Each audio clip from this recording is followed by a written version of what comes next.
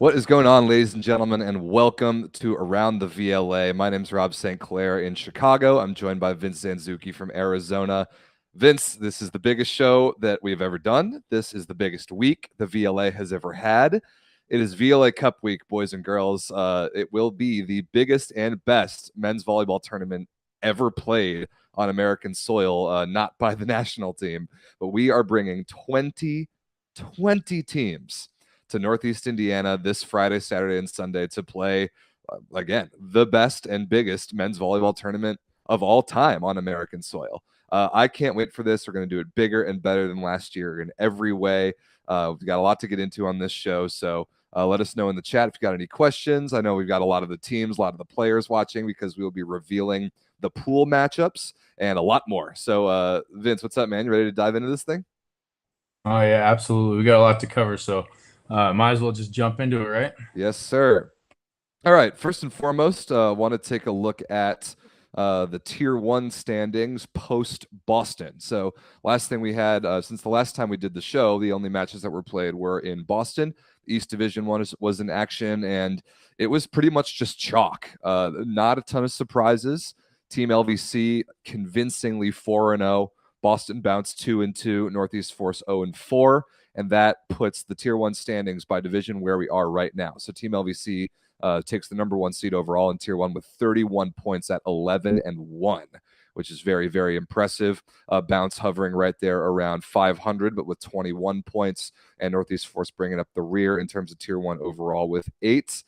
There it is, independent of division, and that affects how the pools were seeded for VLA Cup, but it's not quite as simple as just going down this list because we wanted to make sure we avoided interdivision matchups because we've seen the teams play amongst their own divisions enough this year already, and not all the teams have played the same number of matches. So, Vince, let us know how did we seed the Tier 1 teams into the 4 pools in this VLA Cup this weekend?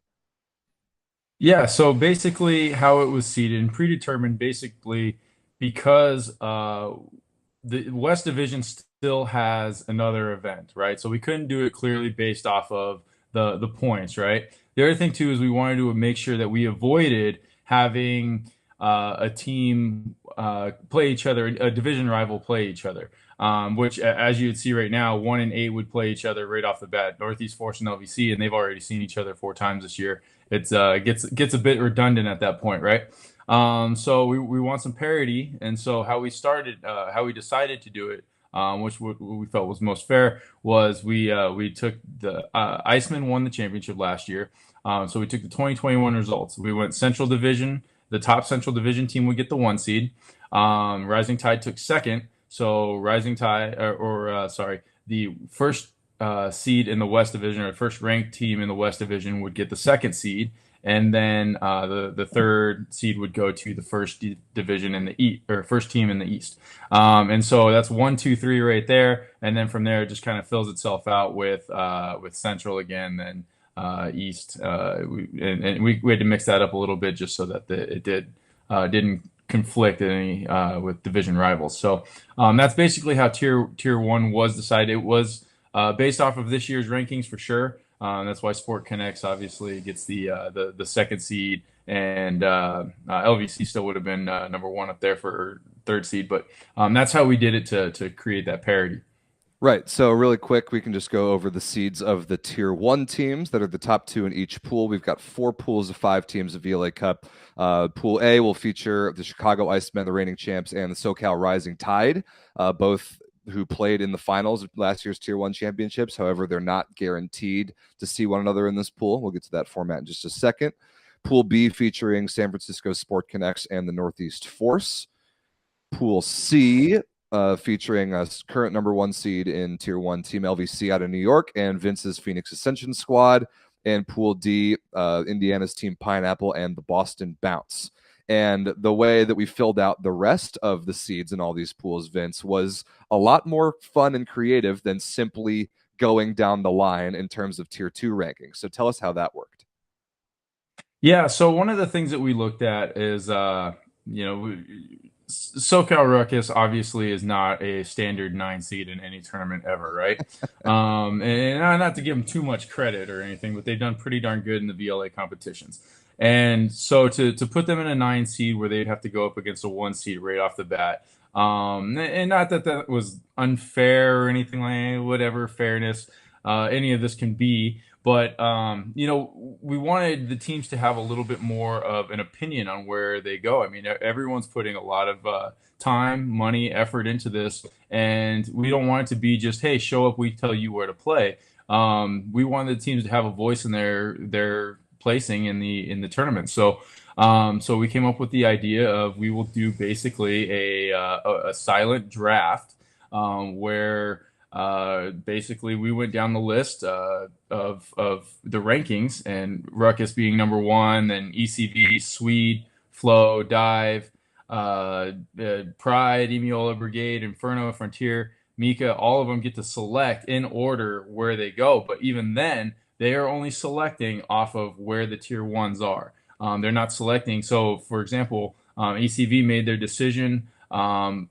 Not knowing where Ruckus was placed. Actually, ECV doesn't even know where they're at right now yet. That was the one of the things they got two choices, but I didn't even tell them which one they had yet. So if they're watching right now, they need to prepare and brace themselves. I think most of the teams do know where they're at though. Yeah, so we've been doing that over the last couple days, contacting the tier 2 teams and allowing them to draft their pool position only based on, like Vince said, the positions of the tier 1 teams. They knew what spots were taken and which ones were not, but they did not know by whom in terms of the order of tier 2 teams. So we will be revealing those full pool matchups here on this show. But first, we want to go over a couple things about just kind of the general tournament format and how you can follow along with it, because this is a gigantic tournament, 20 teams, four pools of 5 on 3 courts only over 3 days. So that's a lot of volleyball that we're going to be packing on to not all that many courts over this 3-day tournament. So the first day, Friday, is going to be pool play only. Within each pool, each bracket pool, there's 5 matches. We're just going to get all those done. Saturday will be strictly bracket. Everybody makes the bracket. We'll talk about the bracket in a minute. We'll play out up to the semifinals on all through Saturday, and then Sunday there will only be 4 matches down to a featured court, which we'll talk about in just a second. But in terms of how to follow along with this tournament on Friday and Saturday, because there's going to be so much going on, every single match of the tournament will be streamed. Everyone live here on the YouTube channel. But in order to watch all of them, pick up a membership to the channel. It's only 99 cents a month. Hit the join button here next to the subscribe button that you should have already pressed, and you'll have access to every one of the live streams all Saturday and all Friday. And we've gotten a lot of questions about where do we find these, because even after people pick up the memberships, it's very difficult to find the members only live streams sometimes, because it's a beta feature that YouTube's rolling out. It's not super easy to find them. The best way I've found if to look for members only streams, if they're active, is to go to the community tab on the homepage of the channel. So if you go to just the main VLA YouTube channel, there should be a tab up towards the top that says community. And every time there's a members only live stream that's active, it'll show up there. So that is the spot I recommend going to look for members only streams.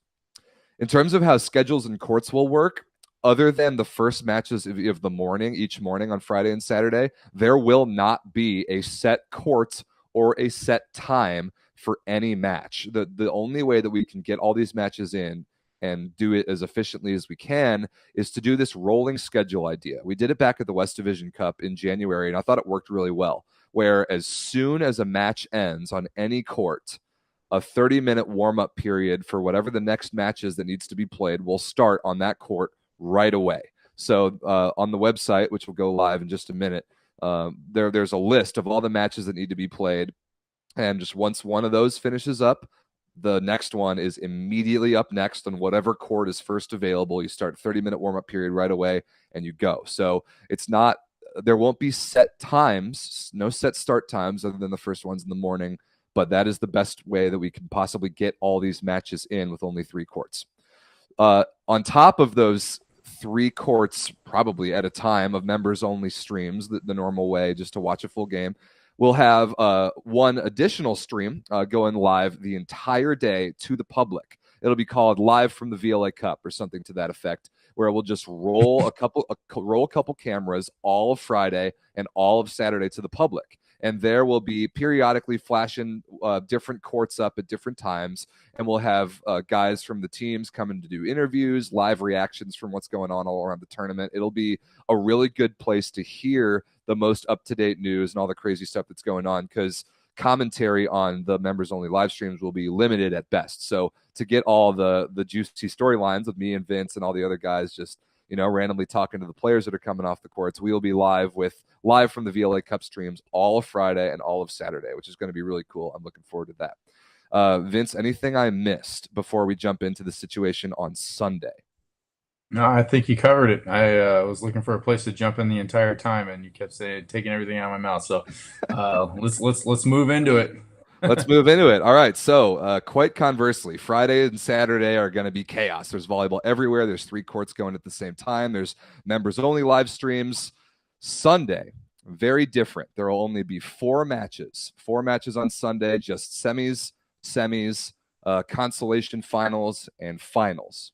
And the way you can watch those, we are very, very excited to announce that for the first time ever, men's professional volleyball this weekend will be seen on ESPN Plus. The VLA is so excited to announce our partnership with ESPN and the ESPN Plus over-the-top streaming platform. They will be streaming all 4 matches this coming Sunday from the VLA Cup for us. Huge uptick in production to ESPN's elite level standards. 4 cameras, instant replay, just professional level perfection that you would expect from an ESPN broadcast for the first time ever for an American men's professional volleyball league or setup or anything like this. This has never been done before. And all of Sunday's matches from the VLA Cup in Indiana will be on ESPN Plus. We are so excited to finally announce this. This is a huge deal for the league. Vince, we've been working on this for so long. It feels so good to finally put it out in the public. We're going to be on ESPN Plus this weekend. Yeah, we've been working on this for almost a year now. Yeah. Not gonna lie. Yeah, We've been our VLA board mostly. I gotta give a ton of credit to Will Foley. Has been putting a ton of work into getting this together and finally being able to make this official.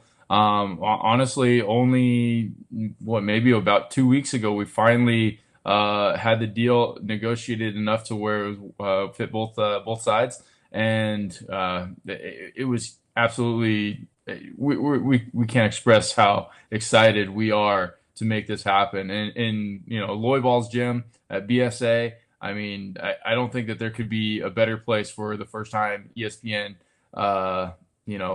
is showing men's professional volleyball in the United States, at the Olympic gold medalist gym. So it's going to be fantastic. We're getting, we'll go over the format obviously here shortly, but 6 teams in the VLA, Tier 1, Tier 2, whoever makes it, you get your opportunity. And I'm sure that the fire is going to be burning out there. It's going to be a lot of intensity, a lot to fight for in this tournament.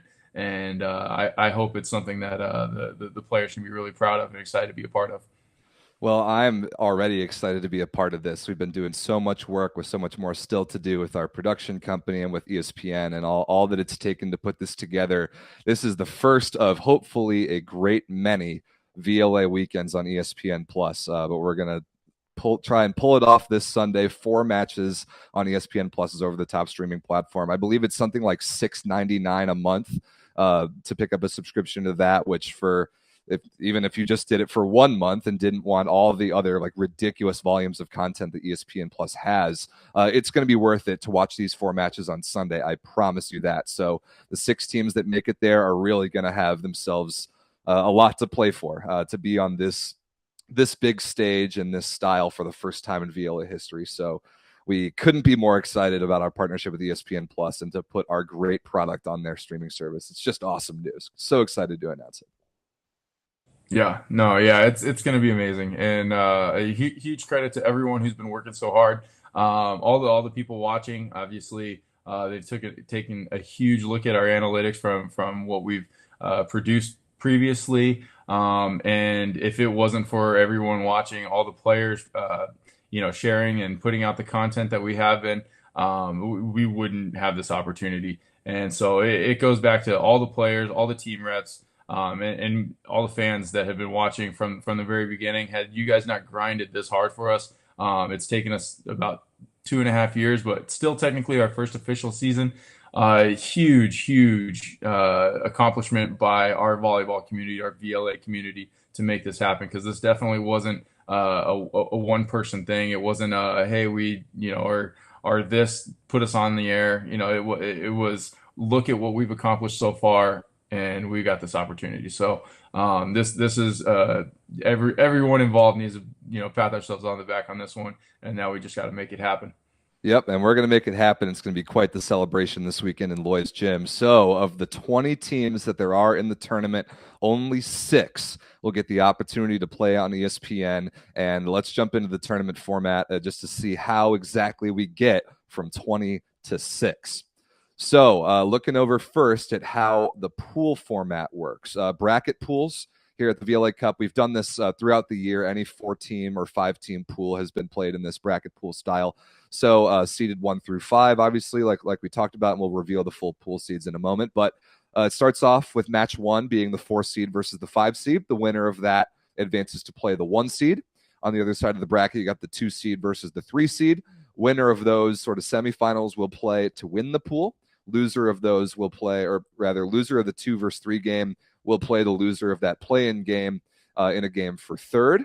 And then after that, we'll have the results 1 through 5 from each pool. So there is a huge advantage to winning your pool in this tournament.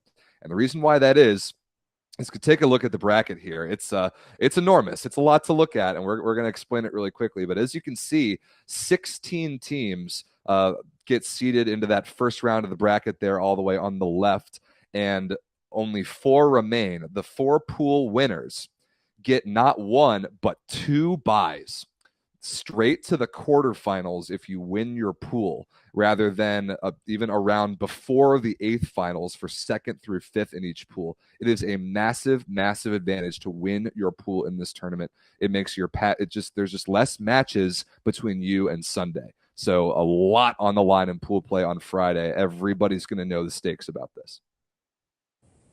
Yeah, no, it's pretty intense of a tournament. We wouldn't want it any other way. Every team out there is going to have to earn their place. I mean, and nothing's given. Obviously, we're putting a lot of emphasis on winning that first pool. And for us to make I hate to say it, but a little bit of our formatting had to do with the fact that ESPN is going to be there. And for us to make it possible, we had to essentially cut a few matches, right? So we we had to get figured, everything done in 2 days. yeah, So exactly. Two days is a lot to cram in. We have 42 matches going in on 2 days, and so the best way to do that is put a little bit of more emphasis on pool play. I know that some teams like to, pool play doesn't matter. Let's go out there, kind of, maybe play our bench, maybe, kind of mess around a little bit. No, it's important to win that pool, because that could be the difference of you playing, if you're going to win a championship, maybe 7 matches, or possibly only 5. So, right. Adding 2 more extra matches to your weekend is not necessarily beneficial. There is actually a little there's some benefits in it, but I don't think some of the teams are trying to go that route if they're trying to be their best for Sunday. So it's an exciting new format. We especially with the 20 team. 20 is not the most ideal. Most tournaments go from 16 to 14, 16 to 24. 24. Is their common structure. So us going in with a 20 team format, we definitely crammed in as many teams as possible, because we want to give as many teams the possibility of this as they can. And we want to reward all the teams that have been working so hard all year. I personally just wouldn't feel okay turning a team away at this point to, it's been grinding all season. So I think that 20 teams is going to be a lot of fun. It's a very huge experiment for us, and I'm very optimistic about its success. Yeah, me too. And this format rewards and emphasizes a lot of the things that we've been talking about all season about the VLA's overarching format that we love. Every single match matters. It really does. You can't overstate how much every match matters. Points, promotion, playoff berths for the first match in pool play versus the finals of a tournament versus a consolation match. Every match and every point that you get from winning every match matters so much. So that's a huge factor, and we want to emphasize winning your pool. And because of that grind that it takes to get to Sunday, if you don't win your pool, we want to emphasize depth. We want teams to have brought as many capable bodies that they can throw in and manage their rosters to win a tournament like this. We've talked on this show, Vince, so many times this year about the learning curve, about the process and the understanding that it's not so simple about how to win a VLA Cup Series tournament. And all the teams that have gotten some data on that from the various regional division cups this year are going to put that to the test in an even bigger format at the VLA Cup. How do you manage your roster for all the matches that you need to play to make it to Sunday and give yourself a chance? So that's exactly what we're trying to emphasize and reward with this format here. So, Vince, you think it's time to jump into the pools? I think the teams have Jump waited into it. long enough. All right, ladies and gentlemen, to reveal the pools, first starting off with Pool A, you got the Chicago Icemen, the reigning champions. You got the SoCal Rising Tide, who we've talked about as being kind of a wild card. You don't exactly know what you're going to get out of them. But we do know that the Rising Tide's first match of the day against their 3 seed will be the East Division Cup champions, East Side Cleveland, Team ECV, the 3 seed in Pool A. They will start their morning against the SoCal Rising Tide. And looking at ECV's roster, Vince, they're looking to pick up right where they left off in Buffalo. Yeah, they're going to be solid. They actually, like I said, didn't know what seed they were going to be getting out of this because of the way the draft format worked. They had to wait for ruckus. Well, they didn't have to wait for ruckus. They just had to pick two choices that they wanted, and fortunately, this was actually their first pick. They didn't choose the pool that ruckus is in. So here they are. They apparently wanted Rising Tide. And potentially more so wanted Iceman. I don't know.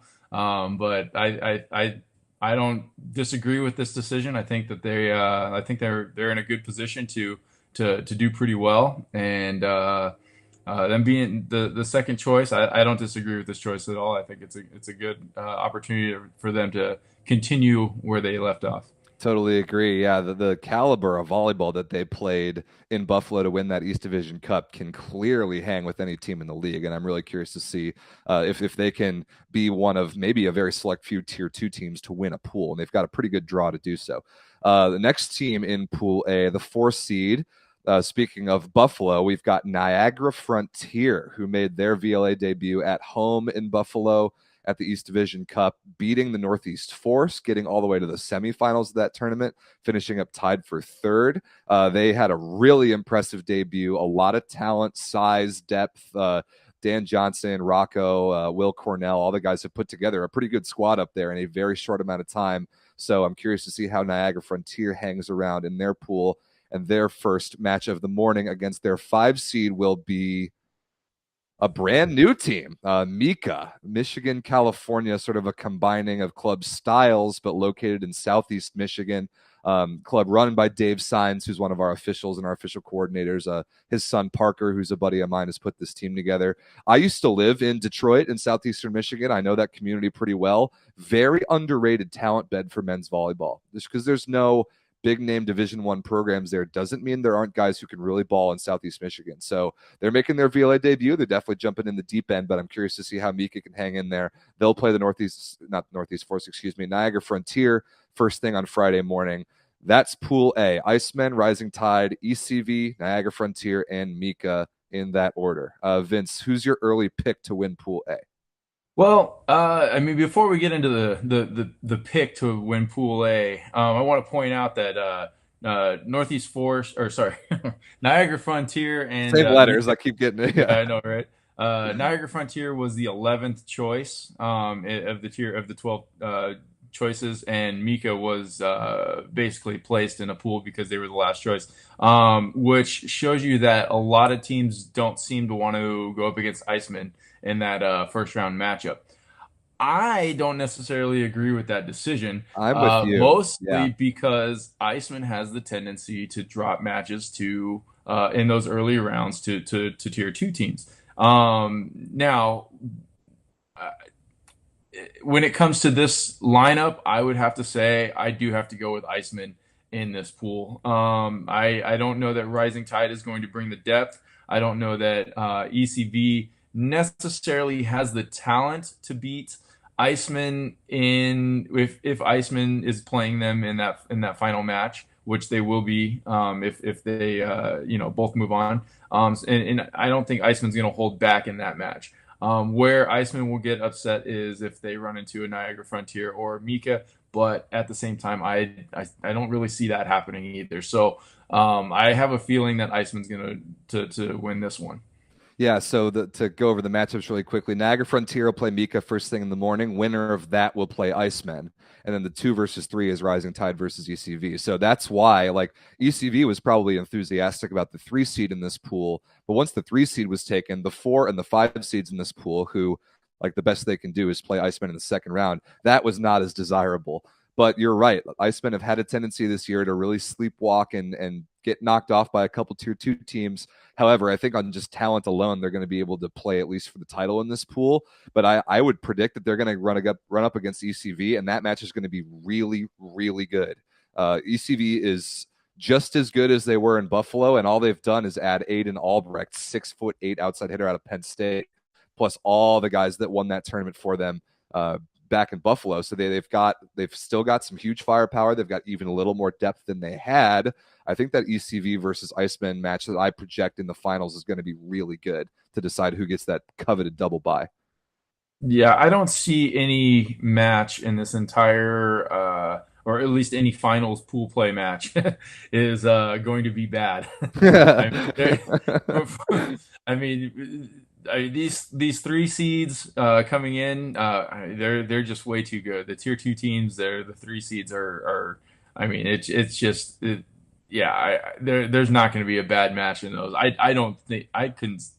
I bet there's not one sweep out of all of them. I think that Yeah, all of them probably not. extra games. So, and we'll see. Obviously, they got to play the matches to get there. I don't want to, discredit Rising Tide either, because I mean, they obviously have the ability to. I mean, I think we just kind of slept on them a little bit, but I wouldn't put it past Rising Tide to still win that Yeah, first match. you're right. And So, we just haven't seen him. I hate to take that away from them, but Rising Tide's still a pretty solid team, and they're very dangerous as well. So, yeah, so we'll see how this one plays out, obviously, but right now my choice would be Iceman.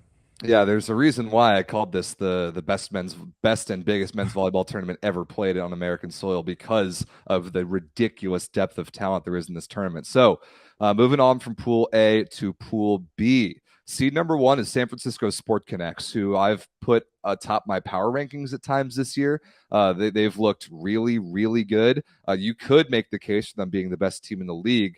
The problem is, I don't know if they're going to have the depth this tournament. They might not have all the pieces there. And I think that as teams were understanding who was going to be bringing who, the matchup against Sport Connects, as far as tier 1 teams went, was a more favorable one than some others. And the matchup against the Northeast Force as the 2 seed is also not so bad. So this was a pretty appetizing pool for some of the tier 2 teams to try and draft. So let's get into it.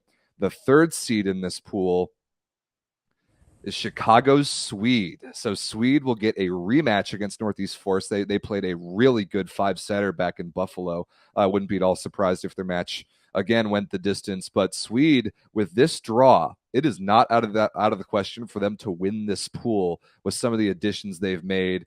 Jack McGuire out of Dominican was a first-team All-American in D3. George Coogan, an opposite, a piece that they really needed just out of college as well. This Swede team is going to be even better than we've seen throughout this year. And if they're healthy, they're a threat to win this pool.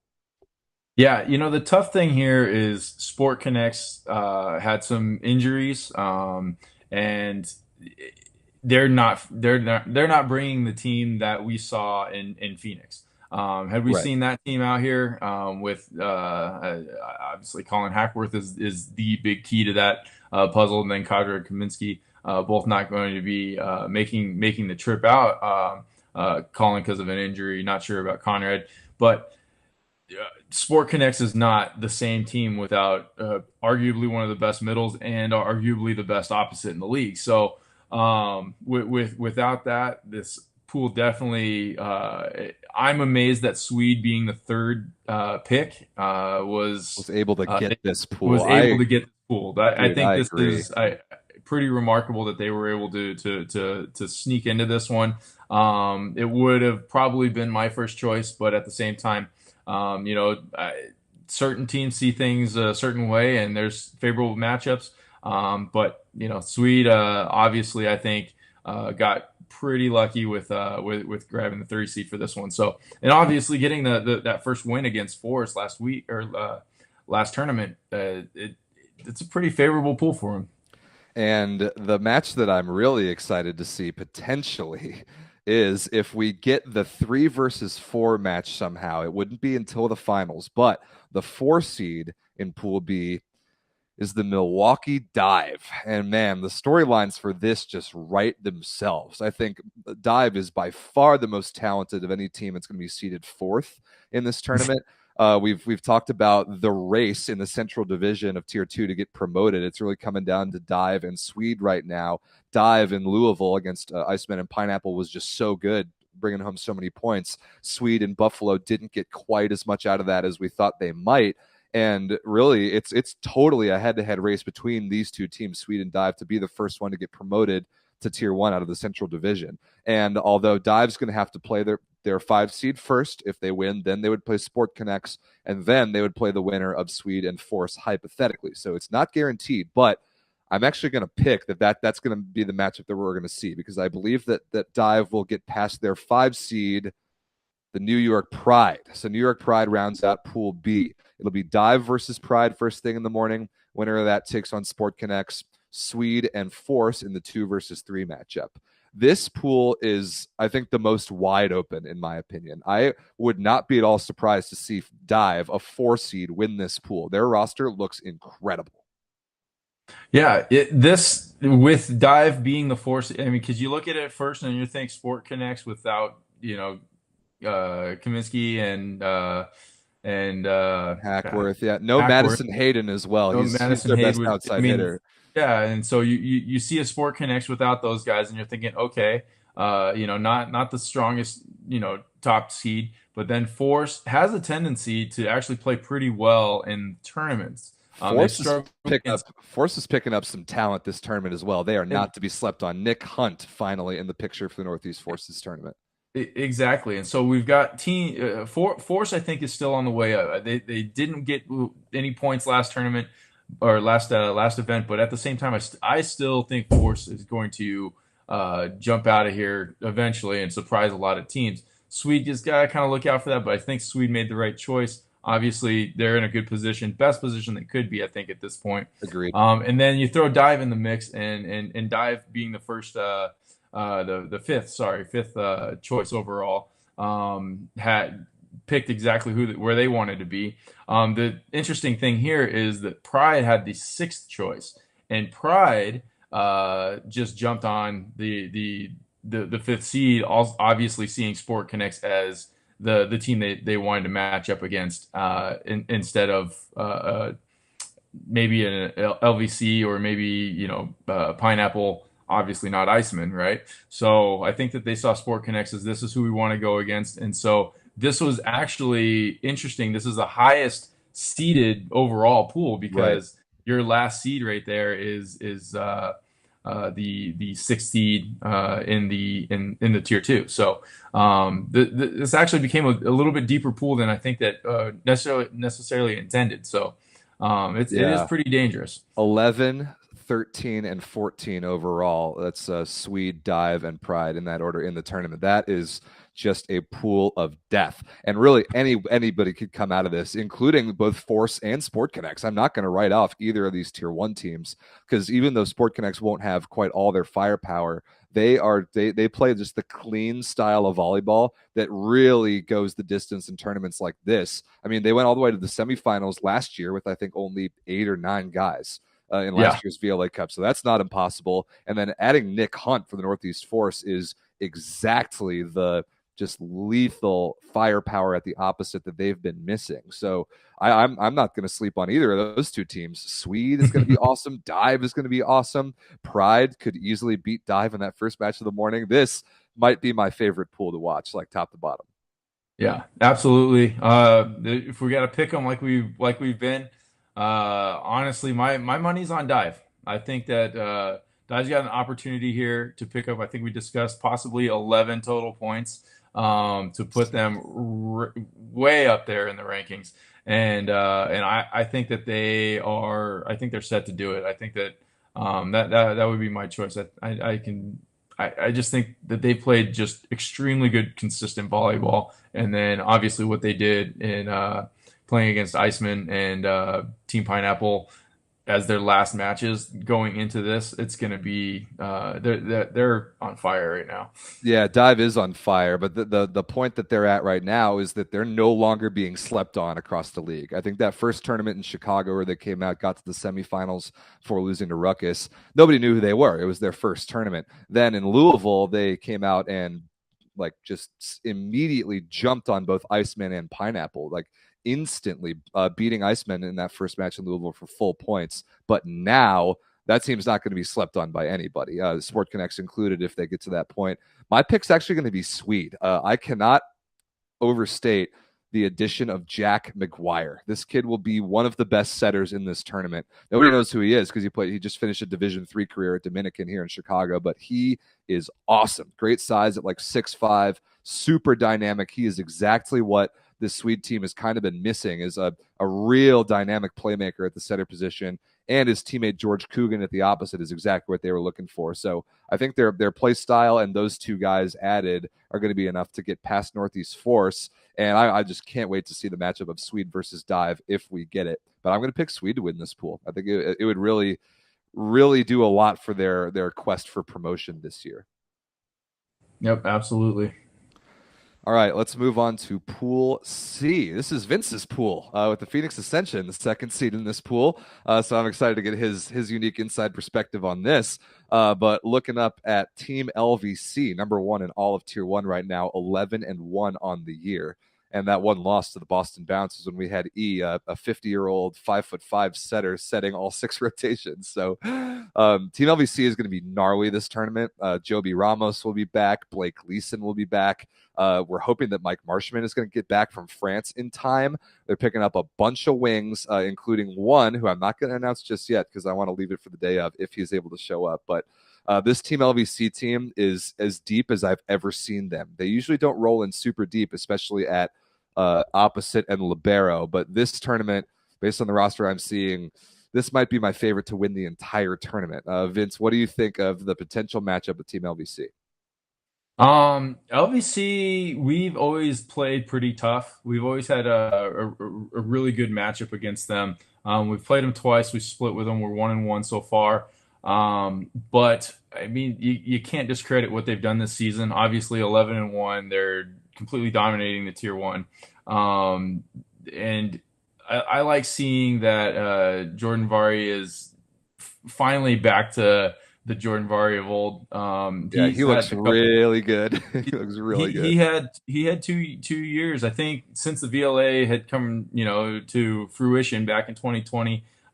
He just wasn't quite the guy who he was before, and this season he's completely flipped that around, and he's playing amazing. And then on top of that, obviously Joby Ramos, amazing setter. He's huge for them. Blake Leeson completely dominated against great middles. Dominated. I mean, the bounce middles last weekend. I mean, they're solid. I mean, you can't find a better middle just on anywhere in the league. And then Blake Leeson came out and just completely controlled the entire match. All 4 matches, or I think he played 3 matches, but still, he just is amazing. And so they're in a good spot right now. It's going to be tough to knock them off, but well, we'll see. We will see. But in order for Vince's Ascension team to potentially get a shot at LVC, first they're going to have to play their 3 seed. It's the defending champion, SoCal Ruckus, the 3rd seed in Pool C. Vince, now we've talked about Ruckus a lot this year. They've won 3 VLA Cup Series tournaments, 2 this year. They've won every one that they've played in. Their roster this tournament looks incredible, just as we expect. Why did they pick this pool? Why would they put probably the best team in Tier 1 in their way to win the pool? I was very surprised by this. Well, there's a couple things. I mean, I haven't asked anyone. I know I see Stefan Brule right there Yeah, I in see the Steph in the chat, chat. He coaches the lurking, guys. lurking. No, yeah, the thing is that, and I'm speaking out of what I can see as a outside perspective. Obviously, I mean, yeah, obviously I'm close with the Ruckus guys and whatnot, but I don't know their necessary thought process, right? But I don't mind this pick at all as Ruckus, and here's why. You're playing Ascension, and you haven't ever played Ascension yet as your Ruckus team, right? Previously, the matches that were played, a good majority of the Ruckus guys that are on that team now were on Ascension. It was good matchups, but now it is Ruckus is Ruckus, and Ascension's Ascension. And it's I'm not gonna sugarcoat it. It's a favorable matchup for them, right? But now here, what we've got is a matchup potentially against LVC, and you maybe knock them out early. You put them in a disadvantage at and the other thing too is they've never played LVC before. That's the True. one team True. in the VLA they've never played before. So it's a very intriguing matchup. And like I said, Ruckus has the depth to where if say that they don't beat LVC, say LVC wins that one, they move on, they get the quarterfinal bid. Ruckus is still built to make that run.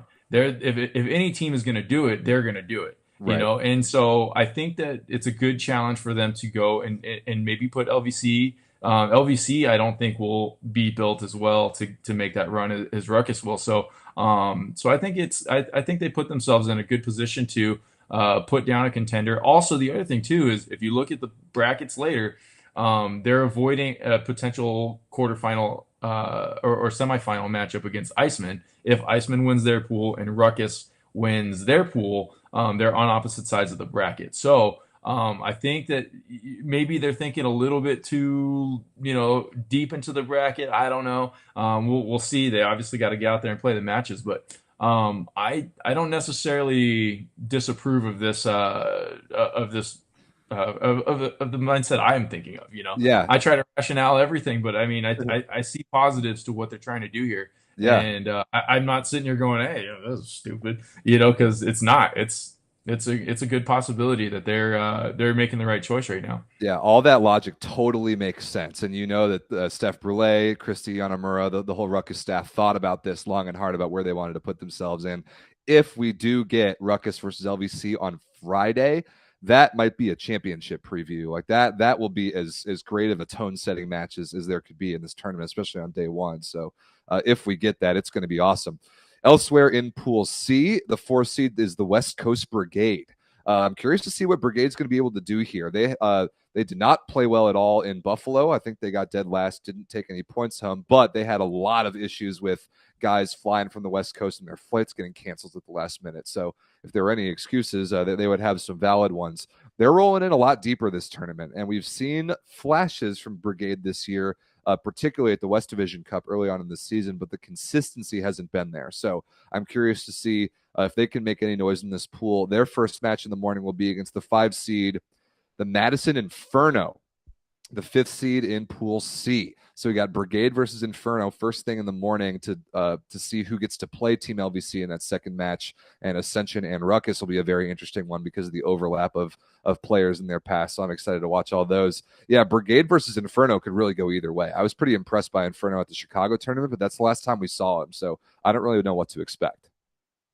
Yeah, it's a tough call between those two. It's actually interesting to point out that Brigade and Inferno were the two choices right before. I think they were the 10th Frontier and Mika, yeah. before, yeah, ninth and 10th, I believe, in the selection process.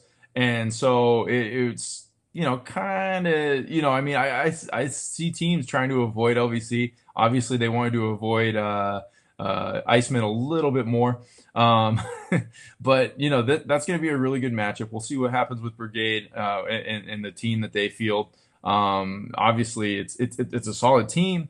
But are they going to come out and compete like they did in West Division Cup, or are they going to, kind of just be there as another team like they did in the East Division Cup? I see them starting to put it together a little bit more. Yeah, Obviously, I do one of the too. most experienced teams. They've played more matches than anybody else in the entire league right now. True. So, I mean, they're definitely getting the exposure enough to where they might start making some waves soon. I still don't see either them or Inferno beating Team LVC, but either could win a game or maybe even two in the bracket, and it would not surprise me at all. So, Pool C going to be very interesting, but I think the spotlight has got to be on Ruckus, the potential Ruckus versus LVC matchup. That would be insane. Last but not least, we've got Pool D. Maybe my favorite combination of two Tier 1 teams in Team Pineapple and the Boston Bounce. They played a phenomenal match at VLA Cup last year, if I remember correctly. Yeah, Yeah, win five. Is Volleyball that the had to one? Is step that the one when Lloyd came had off to the step bench in and and rip served an some ace to win jumpers. it? Yeah, Yep. Dude, couldn't man, believe what they a called a moment! timeout. Legendary player right there. He called timeout on Lloyd Ball, give him about a Time minute to more to warm up. stretch and warm up, and all of a sudden he rips an ace on you. Yeah, what a Yeah. moment that was. So not only could we potentially see Lloyd come back out of the woodworks in his home gym, but it'll be the debut of Jalen Penrose at the opposite for Team Pineapple. Of course, the former Boston Bounce player. Yep, growing up in Cambridge, Massachusetts, like hometown kid, but leaving in the offseason to go to Team Pineapple. So perhaps he's kind of the Jeff Petak heir apparent on that Indiana right side. And Boston has kind of had a hole at opposite ever since. So if those two were to get to play each other with Jalen on the floor for Pineapple, that would be extremely interesting. But before we potentially get to that, Boston's first match in the morning will be against their 3 seed, the River City Flow. Now, this is going to be a very interesting match between Boston and Flow. They played a great 5-setter at the East Division Cup in Buffalo. Really could have gone either way, but the advantage that Boston always has is depth. They are better than anybody in the league, Tier 1 or Tier 2, at just bringing bodies and having all of them capable of contributing. Conversely, Flow is one of the worst at this. They've rolled super thin at both the tournaments they've played so far this year. They've got to bring more dudes to make a deep run in this tournament. But first thing in the morning, Flow versus Bounce, that advantage versus disadvantage goes completely out the window. So this could really go either way. Yeah, Flow's dangerous. I mean, Super we saw it dangerous. firsthand. We've seen other teams see it. Iceman saw it firsthand. They're a team that's gonna they bring 120% that first match, and and they leave it all out there like this is their last match of the tournament, the first match of the tournament, and that makes it extremely dangerous for any tier one team that tends to run into them. So yeah, I just it's gonna be a pretty close matchup right there. The one thing that I think that Bounce may have a little bit, I think that they have a little bit of size in the middle. They do. However, the middles are still really good. I mean, River City Flow's middles are solid, Yeah, consistent. Nestor Payne and Graham Gresham both back for River City this tournament, which is Yeah, huge. yeah. So I think the one thing that Flow has that Bounce doesn't is they definitely have Sam Elvis on the Yeah, on the opposite. right. Yeah. And that's the one that could be the X factor. We'll see. Yeah, and Bounce, to their credit, is typically a very good first thing in the morning team. They always come in really prepared for those morning matches. Thinking all the way back to VLA Cup last year when they came out and beat the Chicago Icemen first thing in the morning. No, No, it wait, was no, they beat Ruckus. They were the it only. was Ruck. That's what it was. They were the only team to beat Ruckus the entire VLA Cup series. Oh, That Ruck Ruckus was first, coming from that West Coast time I zone. remember. You know, Boston Bounce is gaining an hour.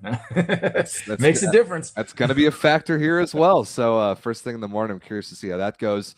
All right, the 4 seed in Pool D is the 630 Slunkers. The Slunkers have played Team Pineapple before, so if they get past their 5 seed, they'll get a rematch. They played, I think, twice at the Chicago tournament with Pineapple winning both of those. But the Slunkers are going to be really solid. They always roll in nice and deep as well, and I think they've picked up a couple guys who just finished playing collegiately this year in both D3 and the NAIA. So I'm curious to see what they're bring. And last but not least, the last team to be revealed in this entire tournament, the 5 seed in Pool D is Emiola out of Hawaii. And oh my goodness, has this team made some moves. Their roster looks awesome. Bryce Dvorak, fresh out of Pepperdine at setter. Austin Wilmot, fresh out of Pepperdine at middle. Jacob Steele, fresh out of Pepperdine at opposite. Like all 3 of those kids literally just finished playing NCAA championships last week, plus all the ballers that they already have. Serge Nadazhdin, who Vince knows extremely well. CJ Suarez at libero, like Connor Doherty in the middle. Like this Emiola team, I think, is clearly the best 5 seed in this tournament. And clearly. Yep. And they picked this pool. So it was interesting. The 4 and 5 seeds in both pools B and D. So B was that dive, and who's their 5 seed? Pride, and then 6-3-0 and Emiola. Those 5 seeds were filled in pools B and D before the 4 seeds were filled in pools A and C. So that really tells you how scared of Iceman and LVC a lot of those 4 and 5 seed teams were. But Emiola, I would not be at all surprised. I think they're going to get past 6-3-0 Slunkers on size and pure talent alone. But they're going to really give Pineapple a run for their money in that second match. Yeah, that's going to be an amazing. I think that would be the best 4th, 5th seed. Well, that's not true because you got Dive as well on the other side, possibly playing Dive Pride.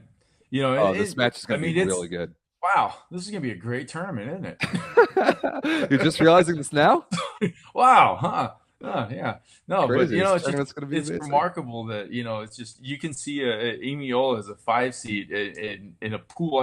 Emiola's got the talent to be a 5 seed in any tournament in the entire country. True.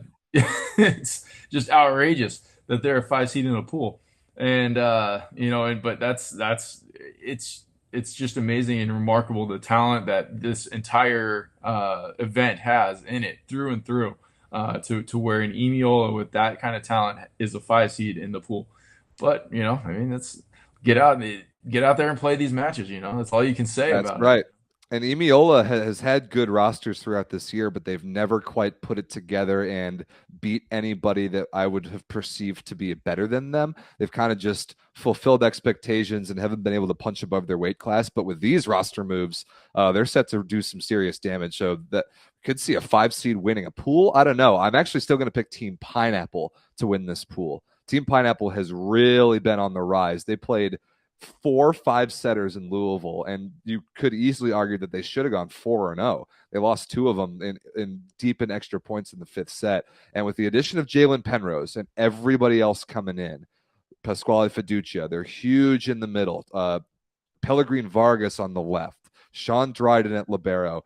They really have no weaknesses. That just, can they put it together? Can they get Penrose integrated into the mix? And he's not exactly the hardest guy to set. He's tremendously easy. Throw him up high balls and have him go over the top of people. So Pineapple's my pick to win this pool, but it might be the best one top to bottom. It gives Pool B a run for its money in that way.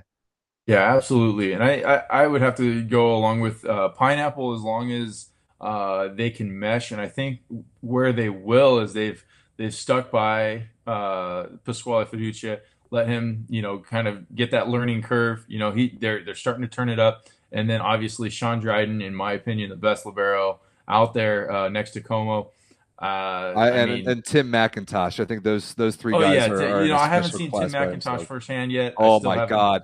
I haven't seen kind of out of order, but you guys, if you haven't seen Tim McIntosh from the Northeast Force play a libero just yet, you're gonna walk in that gym and see this kid, and your jaw will be on the floor. He is unbelievable. So make note to watch Northeast Force's libero if you haven't seen him yet in person. He's just insane. But Dryden for Pineapple is just as good. And their biggest weakness in Chicago in the Central Cup was that they had no libero on the roster. You bring Dryden back into the mix, it's a completely different Team Pineapple team. Yeah, absolutely. And so, that's where they stand. I feel like they finally got the pieces that they need to put a successful run together. And I mean, they're going to be dangerous. Yes, they are. And they're playing at home. When they play at home court advantage. Yeah, they're the home team. When they play in Indiana, I don't know if it's the humidity that gets them all fired up or what, but there's something brewing over there. But yeah, they're going to be very dangerous. So let's take another quick look at the pools again. Going back to Pool A, you've got Icemen, Rising Tide, ECV, Niagara Frontier, and Mika out of Michigan making their debut. Pool B is going to be a crazy one with Sport Connects, Northeast Force, Swede, Milwaukee Dive, and New York Pride in that order. Pool C, LVC, one of the favorites to win the tournament. Ascension, Ruckus, another one of the favorites to win the tournament. Brigade and Madison Inferno. And then Pool D, Team Pineapple, Boston Bounce, River City Flow, 630 Slunkers, and Hawaii Emiola. Maybe Emiola will have some mojo come out of Hawaii, considering the University of Hawaii just won a back-to-back national championship.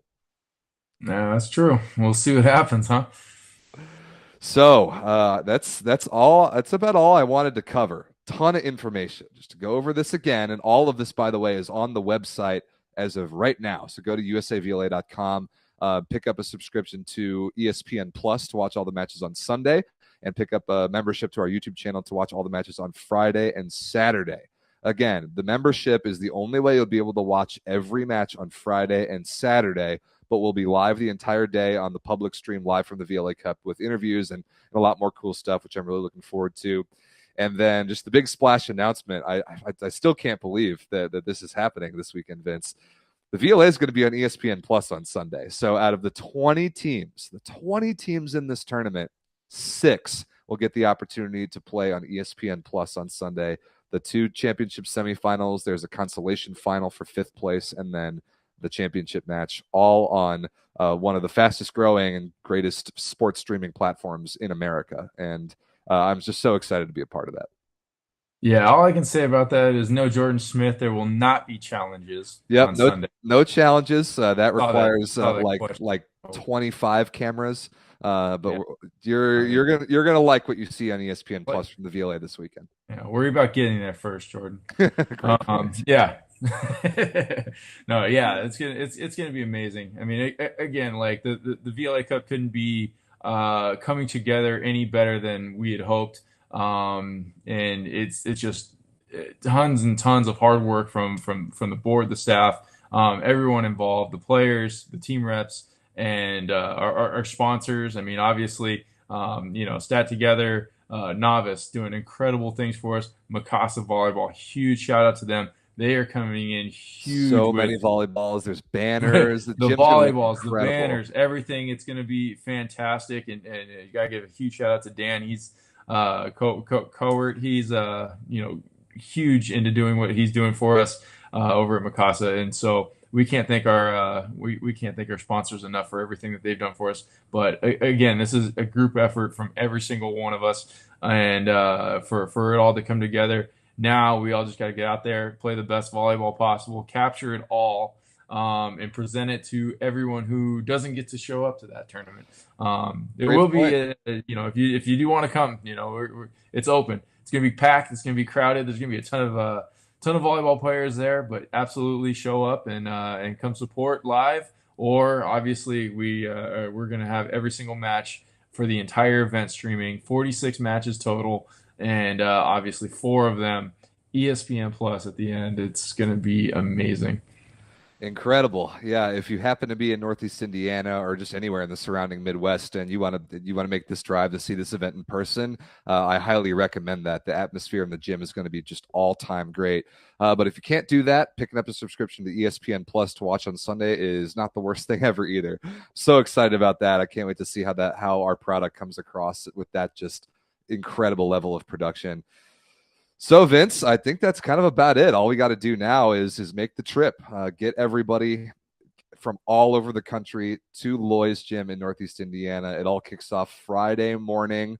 Check us out on all the VLA's platforms, the website, usavla.com or volleyballleagueofamerica.com, Instagram at VLA Volleyball. Use the hashtag VLA Cup 2022 all weekend when posting stuff about this. That's going to be just popping off everywhere. Facebook, TikTok, I guess, which we use a little bit less, but anywhere you can find the VLA, you're going to want to follow along with what we got going on this weekend. It's going to be sweet. Absolutely. We can't wait. I can't wait to make that flight to Chicago, then that nice 3-hour drive, very quick to Angola, and get this thing going. So we're all excited. It'll be worth it like it always is. All right, ladies and gentlemen, that will just about do us for Around the VLA. I'm Rob. That's Vince. We will see you this weekend live from Angola. Follow along with all of our stuff leading up to the event throughout the event. And we will see you on the broadcasts and on ESPN Plus on Sunday. Thanks for watching. All right, take care.